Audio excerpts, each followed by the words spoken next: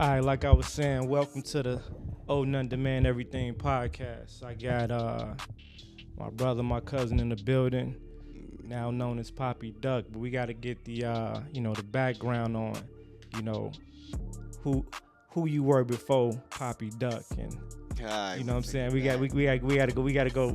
We gotta do the formal history report. It's a history lesson today. Okay. You know what I'm saying? So first of all, just let everybody know, who you are, where you're from, and stuff. We're gonna get right into it. Okay.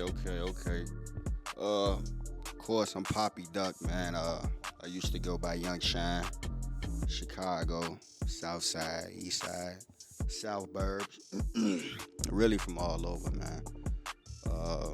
What else want to know? So you from so Chicago native? Yes, sir. Chicago native. All day. All right. So of course, you and me personally have personal history on many different areas. Oh yeah, we go back. Yeah, you talking? We go back. We go back. Many different fields, many different industries, many Yeah. different lanes. You know what I'm Yeah. saying? We've been Yeah. swerving them. You know? So I'm gonna start with the music. Okay. So with the music, I knew I was introduced to Young Shine. Mm-hmm. All right. So let everybody know who was Young Shine and who was Papi Duck. Like what made that transition? Did anything change in like the rap style, the goals and music and stuff like that? Well, Young Shine was the how can I say this, man? Young Shine was the gritty, the more rugged, it was really the immature me, you know what I'm saying? Okay. And I made the name change, honestly, man, to be exact, dog, because I got tired of performing shows and they be mispronouncing the name, calling me Young Shin and all types of weird Like stuff. you a Korean rapper. Yeah, but I had to reinvent myself too, man, over the years too. So you saying Papi Duck is more the more mature Yeah. commercial version? yeah. Gotcha. Yeah. Okay, so you feel like you need to make that transition in order to be heard? Yeah, and pretty much like reinvent myself. Okay. All right. So before the transition and during the transition, what's been some of your hurdles? Pretty much learning the music business, man. I never really had a machine behind me, man. So most of everything I know as far as the music side was self-taught. I did have a big homie that took me under his wing. Shout out Sko. Shout out Sko family. Mm-hmm. And Sko hit an unfortunate situation. He got locked up, and all the music was gone. The motivation was gone. It was. I wouldn't even necessarily say the motivation was gone, but when Sko left, man, that just took a part of everybody, man. That was in the group, one movement or whatever. That's what happened when your whole body of work on somebody's hard drive. Yeah, man. Yeah. So that stung, man. But somehow I managed to keep the ball rolling, though. Okay. Yeah. So did you have to take any breaks or anything like that? Yeah. I ain't gonna lie, man. That whole process, man, was kind of discouraging, man, because like you said, the whole body of work was gone, man. That's back when we was recording on hard drives, and so when Sko left, it's just like everything left. Then everybody started getting locked up. Folks started dying off, man. Everybody going their separate ways, but that's pretty much what I was battling with, man. And then along with that, the politics with this music stuff, man, that's a lot of politics that go on behind the scenes, man, especially coming from Chicago. And I don't like to live with regrets, but, one thing I wish I did, meaning like, getting outside the city more. Okay. Networking. Gotcha. Meet new people. But my thing was, man, I always wanted to make it hot, from from where I'm from first. Exactly. You know, but you realize that the resources is scarce around these yeah, joints. yeah. The resources, the support. Yeah, shout out to the city, man. But it's a lot of bad politicking going on, man, behind the scenes, man. Like we lacking unity, like a motherfucker. A lot of gatekeeping. All that. The crabs in the barrel. All that, man. And it meant so much to me to pop here first. You know. So you had those emotional ties. Yeah. You know. Yeah. Same thing you had with I know with Sco, you know. Yeah. You know. So that's that double-edged sword called loyalty. Yeah. You know what I'm saying? Mm-hmm. Until you realize like I gotta get the fuck around, move the fuck around in order, you know what I'm saying? Yeah, it's a necessity. So you gotta diversify your movements, you know, you hit it right portfolio and everything else, you know, and just tap into a more seasoned network, you know. Yeah. You know, then bring it back home. At the end of the day, it's all about do you have the integrity to do what you need to do, move around and bring it back home? You see what I mean? Yeah. That's what all matters, but you got to move around. Yeah. You know what I'm saying? Because we have the talent, but we don't have all the components to make the talent make sense. Yeah, for sure. And the business aspect of music. For sure. You have music, and then you got the music business. Two different things. Yeah. I think a lot of artists in Chicago fall victim to that because all we know is the music and our expression of music, and we know we cold, we know we dope, you know, but you know we don't be knowing that business part. Yeah. You know, it just, you know, I think it hit a reality maybe the past 5 years, maybe a couple more, where people realize it's not about the talent. Yeah. Like, fuck, these motherfuckers just mumbling and getting paid. It's 90% business, man. 90% business. 10% music, 10% art. You can make an artist these days. Yeah. You know. For sure. All right, so shit, it's the music, and now we have the debut on the acting side. So Yes, sir. you know, so you just ain't no shy nigga. You ain't never been no shy nigga. You just say fuck it. Man, lights, camera, action. Jack of all trades, baby. Lights, camera, action. Man, if it's a camera involved, I'm with it. You that's an inside joke too. Yeah. Like, hey, we gonna hit him with everything. What we doing? What we doing?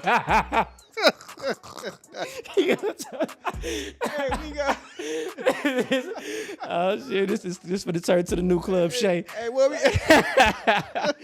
Like, shout out Club Shay.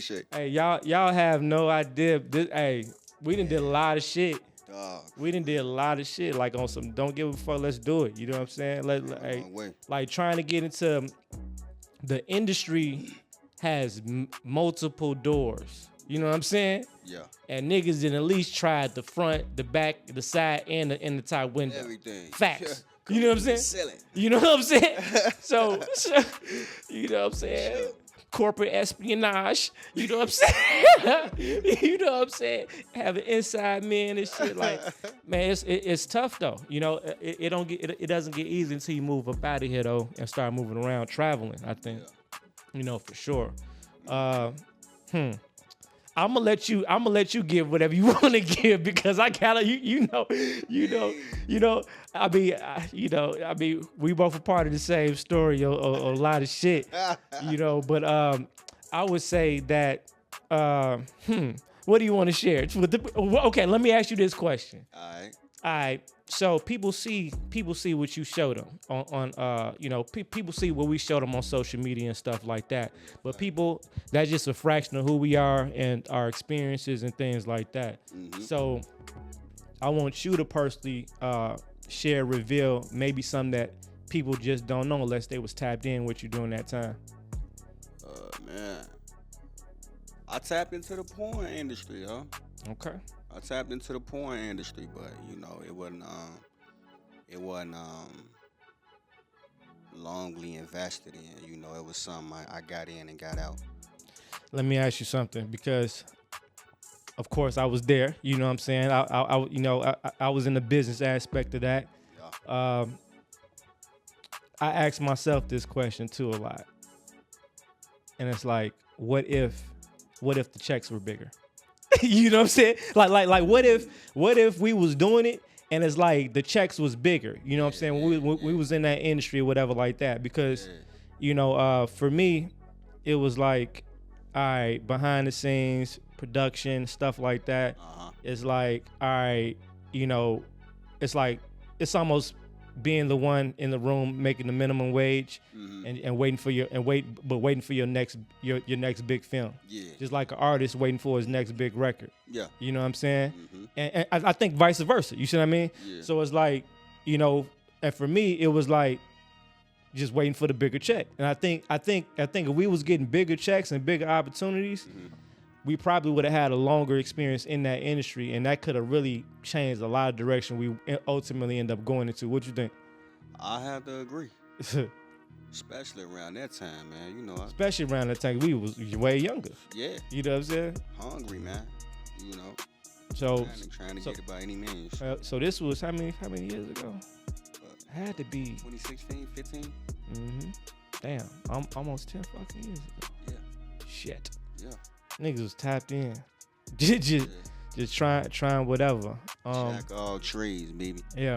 So technically that was your technically your first actual acting day, because those weren't just so-called porn. Because they was scripted. It was like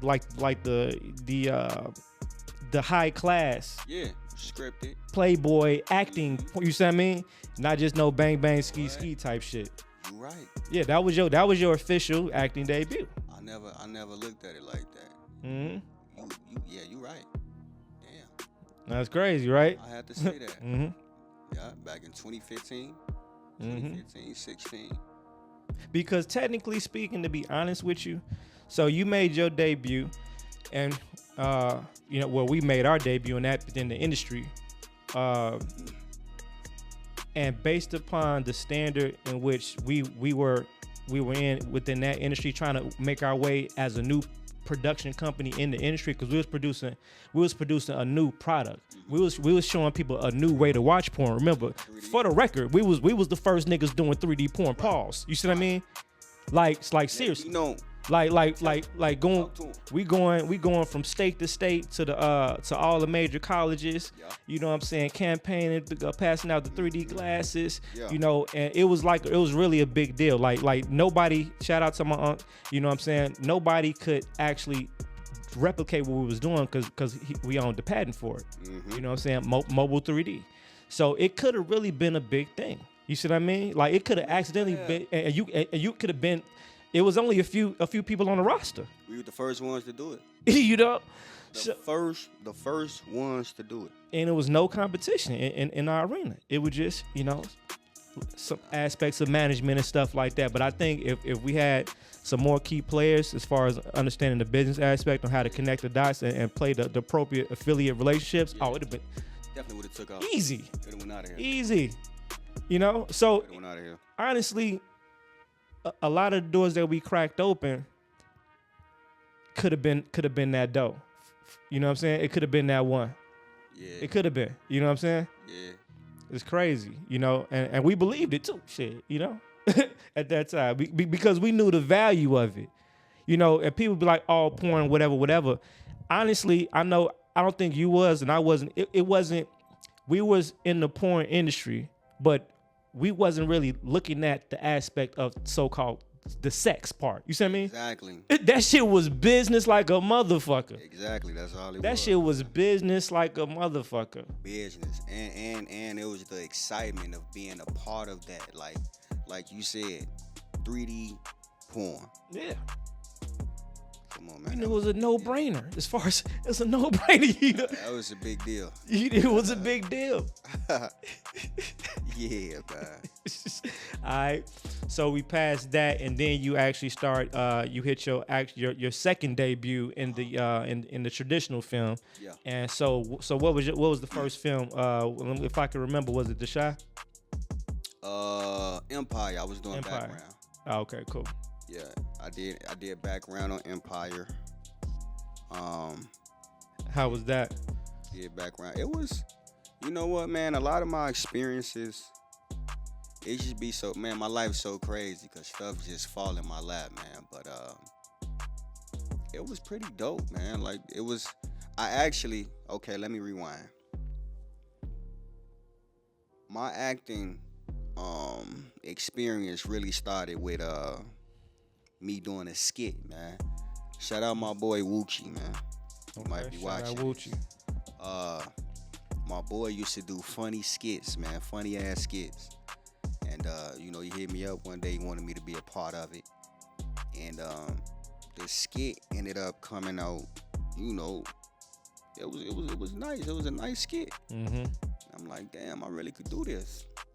But around the time, man, I was really on some modeling shit, man. Like I did like a couple of runway shows. I was really on the modeling aspect. So long story short, shortly after that, I tapped in with this agency, John Casablancas. That's who I went through through acting school. Okay. So I went there. With them, you got to audition to even be able to get into schooling. Okay. And then once you get through the schooling, you have to audition again and pass an exam to get signed on to the agency. What's up. Okay. They trying to, hey. Yeah. So I ended up secure getting the investment in with them. Yeah. I got tapped in with them. I did an audition. They had me do a code read for State Farm. Mind you, I have no experience with this. I did decent on the code read. They gave me like 20 minutes to memorize, a few lines or whatever for like a State Farm commercial. I did good on that. They ended up calling me back a second time. The second time, I nailed it. I went in and did that. So that's how I was able to get into acting schooling. Gotcha. Okay. Graduated acting school. Ended up getting signed on for 2 years. And when I got signed on, it was in 2019, but that was like the beginning of the pandemic. Okay. So shit was slow. Okay. But I ended up landing my first film, a short film role, through some students I went to school with. And that short film is called The Connect. Gotcha. Yeah. Gotcha. Okay. And then you've been doing several different roles, in between Ever that. since right? then. Ever since then. So the music, so basically primarily music and acting, which one you kind of fuck with the most? Acting. Really? Acting. Music always gonna be a part of me though. That's just a given. But I invested so many years in the music, you know what I'm saying? But not like I said, I ain't trying to say I gave up and went cold turkey on it, because it's people to this day that still. Right, it ain't like you gotta stop doing, just because you learn how to run don't mean you gotta stop riding bikes. Exactly. But this acting thing, that's just something I tapped into later on in life, and I found a love for that. Like I love being on set. I love the whole experience, man. Like, is it honestly because, like I said, you already at least put in your decade on music. You see what I mean? So is it? I mean, I think it's something you can just do effortlessly. So honestly, I'm pretty sure it's not. You don't have, it ain't a lot of competition out here. So it's like at this point, do you just see it as a bigger challenge for self? You see what I mean? As far as what? Like a new challenge. You know what I'm saying? Challenge, and like I feel like, man, it's almost like a natural gift, man. Yeah. Yeah, like even when I went to acting school, man, I auditioned for this LA talent tour, and that's how I went to LA. I got selected to audition for like the top Asians out there, but it was probably like my second month in acting school, man, and we had to perform a monologue. I was the first one in line for that, dog. Like, see, I work better under pressure. Okay. I'm that type of guy, man. So I just dive head into shit and just make it do what it do. And I found that acting, dog, is really something I enjoy. I really enjoy acting. And then on top of that, I also looked at it as a possible segue for me to make the music thing pop.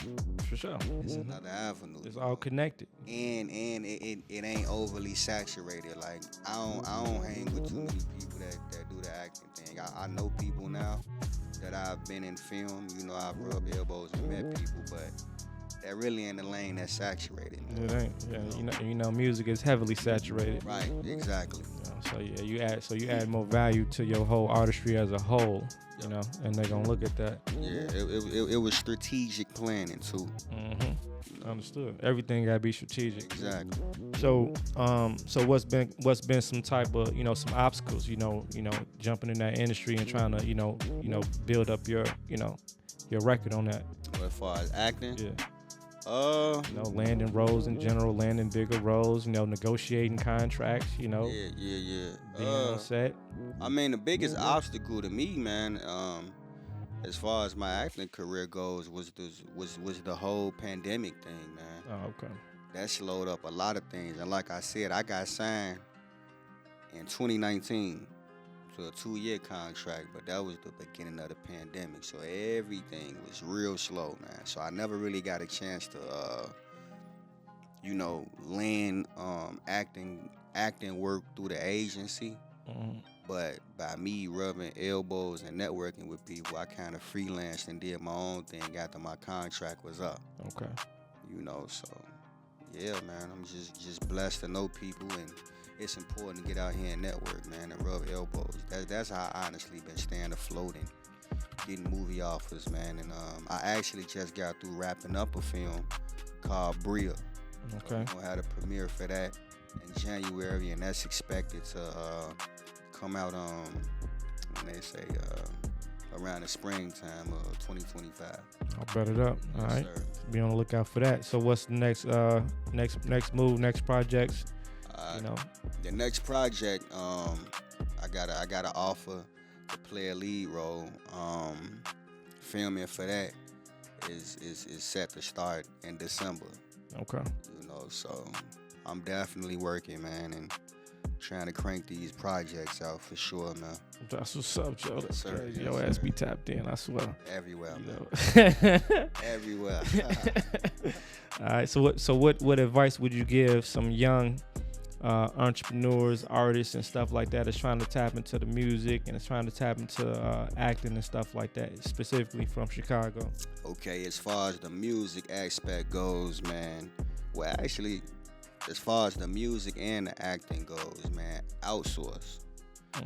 Outsource. Like, don't keep yourself stagnant, you know?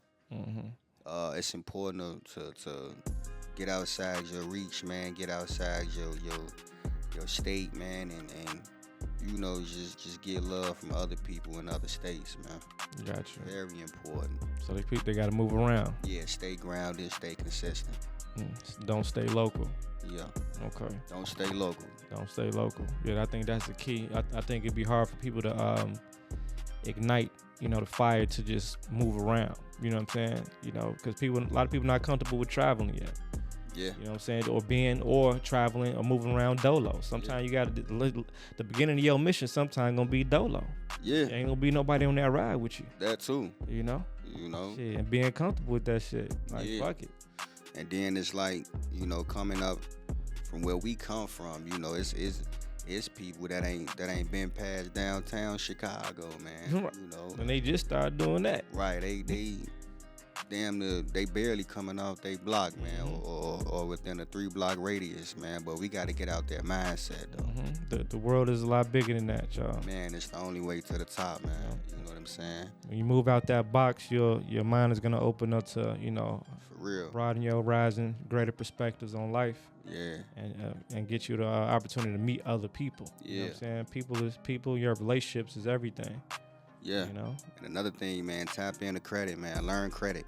Master credit in business, you know. That's the way, man. It's still related. For real. Ain't no getting around that. That's another thing people do. They get caught into they artistry and think they can just neglect, you know, being knowledgeable on the basics of like credit, money management, saving, investing, and things like that.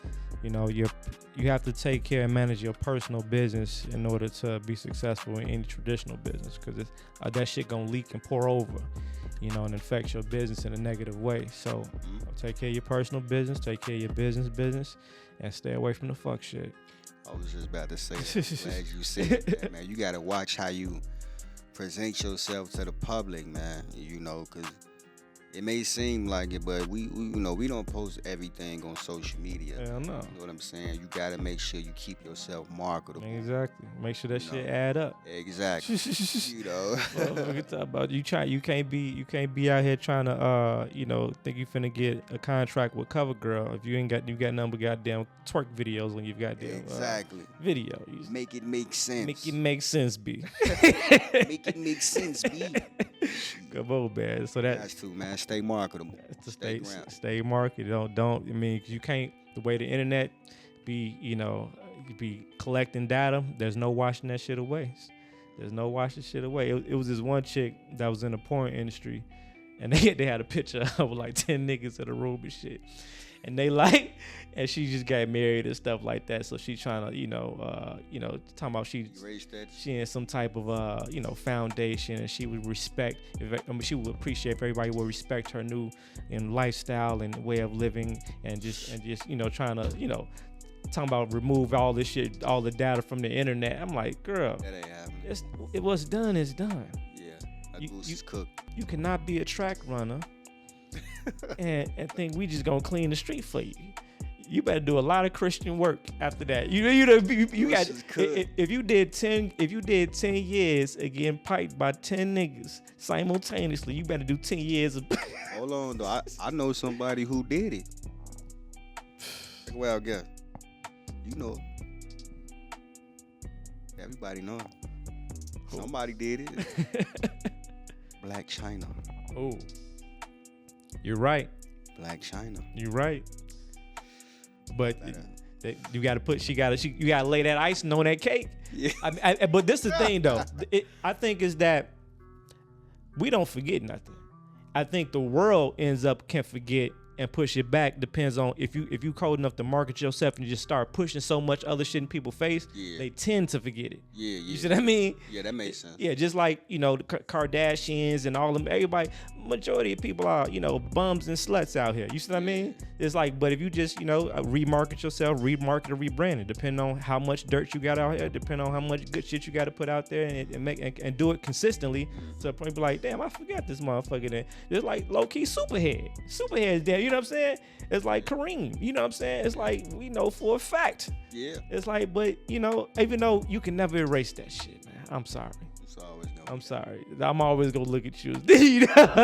I'm always gonna see it in you. You know what I'm saying? You ain't no turning back after that, man. It's always gonna be that, man. But all right, so what we got a lot of stuff going on out here in the street. A lot of niggas getting sweeped up. You know what I'm saying? They got Durkio. You know what I'm saying? They gave bro the key to the city, then locked the nigga up without the key.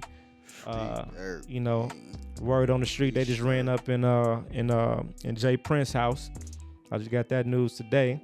I don't know if that's official yet, but be on the lookout for that. That's new news. Shout out to Big Meat. She just got out. Yes, sir. Mm-hmm. Welcome home. Yeah. I made this statement before. I think everything's connected. Ironically, Lil Durk just made his debut in Power. You seen that? Yeah. Did you see that part? Yeah. You remember what he said? That was crazy. When he said that, you know what I know from where we both from. Did that sound right to you?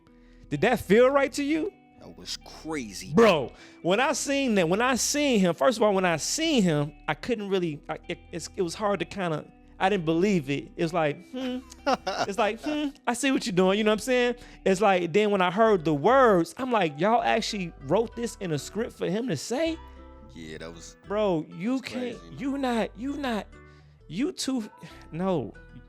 the wrong person to say those words. Then ironically, all this happened within a week time. Yeah. Ain't it? Yeah. So they snatch him out. Uh-huh. They give us back Big Meech. They all related to Power. Dang. I ain't saying shit. You fucked my head up. I ain't saying shit. That's crazy. That's crazy.